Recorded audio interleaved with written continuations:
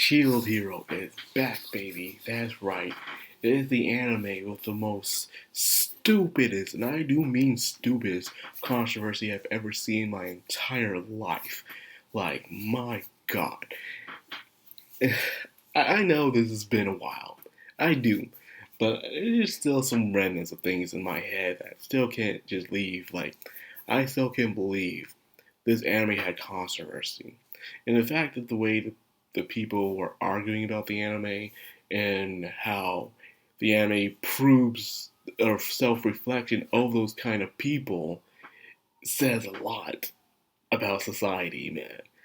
Think about it, you have people getting angry for characters who are okay with the situation they're in, and those people who said they're okay with it got gagged, got silenced. Very ironic, showing, exposing a lot of people in their thought process that made me want to stray further and further away from society as we know it. But nonetheless, it has decided to shine upon us again on this Holy Wednesday. Rising the Shield Hero Season 2 is back. So the question is that will this be a 12 episode season or a 24 or 5 episode season? I'm guessing this might be a 12 episode. I don't know. Things have been different lately with anime where you can't even tell if we have cores or parts to it. Now, these days, it's really hard to tell. So, even I cannot foresee what will happen right now. But I do know season 3 will happen probably next year, which I do still look forward to. So, we're getting more Shield Hero, which is always a welcome to me and my audience. Now, new threats arrive, new allies have been forged. After fighting the last wave and seeing other heroes from other worlds fighting on their plane, Nafi has become a lord and now has created a purpose for himself in a way to defend the lands and to create a home where people and demi-humans can live together in peace from the discrimination of the capital. So Nafumi has done well for himself in a way. He even gained a new party member because Iski dropped her like a bad habit, and it really sucks for her. Risha. Risha is the newest member. You have Philo, the cheerful but strong. You have Raptalia, the timid but yet very skillful, and now you have Risha, the clumsy girl. But we don't know what skill she has, because apparently she can't get any skills. She can't get any stronger than she already is. But because of that, Iski found any excuse to get her off the party. Even if it was some things dumb as what they said happened in the last season. But in my opinion, is this. How was she on the party in the first place? Remember in the first episode, they were all assigned party members for each group except for Nafumi, where had skillful party members to help them out during the raids. So they had skillful party members. How did someone like Risha get in there in the first place if she was that useless to everybody? If no one can see her potential, it made no sense of how she was on the party. It's one of those questions like, you gotta write yourself into a corner there, huh, author? There must be a reason, but they have yet to explain it. So, hopefully, something. Probably not. But however, as they're preparing for the waves, it seems that they have a new threat. And this new threat is so dangerous to the point it stops the waves. Everything comes to a halt. Which I know not for we know we're supposed to learn that this isn't a game, but yet at the same time, everything is being treated like a game. Where you have this main goal, this main boss, and also out of nowhere, this big and very important quest appears and halts the progression of the game.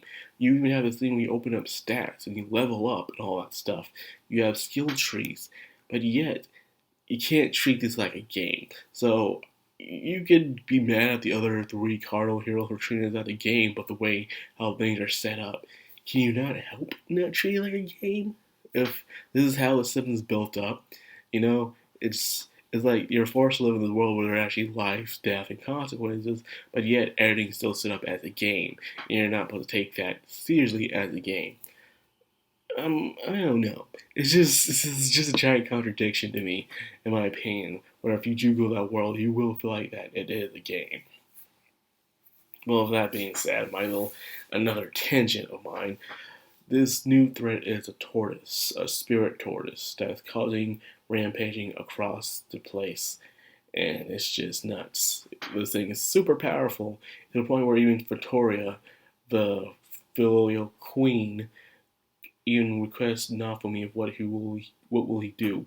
Will he gather the other cardinal heroes, work together to take the thing down, or will she have to go and, you know, off them? Like, she's serious about this. Like, so what's going to be, man? I'm going to have to kill you, or you guys going to work together? Make it right. The decision of protecting the people of the world or protecting the world itself. And I do remember her saying that protecting the world is the quickest and easiest way, but a lot of people will die. Where protecting people of the world is a lot harder. So that's what her former master requested of her. So she's waiting to see if Naofumi will make that very critical decision and stuff. And it all depends on your viewpoints. If you're willing to sacrifice to save the world itself, the world itself can progress, then yeah, then again, you have that guilty conscience of people dying because of you. You definitely would want to protect the people of the world, which is more difficult because you gotta have everyone in a safe space, make sure people have somewhere to live after the collateral damage, etc., and stuff. And they're on their way to fight and handle this Taurus. And there's even a part where Malcolm is trying to find a way for Raisha to get powerful, even by doing the controversial slave contract and stuff. I think the problem of our society is that we're too quick to react to things. Like, we see something that's bad, even if it's a story, a game, a movie, we immediately, well, people immediately want to take it out. Like, just stop. Why is this in here? Stop. This is disgusting. This is terrible. This shouldn't be in here. No. But we're not trying to understand why it's in there. What is the point? What is the perspective of this? And I think that's the problem of our society right now. We're too quick to react, not to think about anything anymore. We want that satisfaction of us feeling like good people, even if it means tearing down something that probably has some sort of meaning and value to it.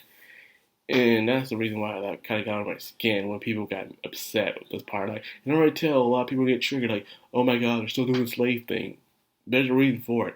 You know, slave thing just mean they beat everybody and stuff. He has this message to take away your free will, but there are some ways for people to pay off their debts as well.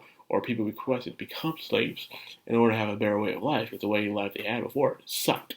I know it's controversial to say this, but people slavery wasn't always this one kind of thing back in the past. It wasn't. So that's all I gotta say about that. So that's pretty much where the episode ends, on them trying to help out the other three cardinal heroes until they got interrupted by a mysterious figure that probably has some connection to this tortoise that we've been seeing. I saw the opening, not bad, pretty good. Not as good as the first one and the second one, but we'll see. I have to have it warm up to me in a way and see that. So that's all I got for this episode. I hope you guys enjoyed. If you did, like, comment, subscribe, and of course, hit that bell icon. This has been the background on Anime. Signing out.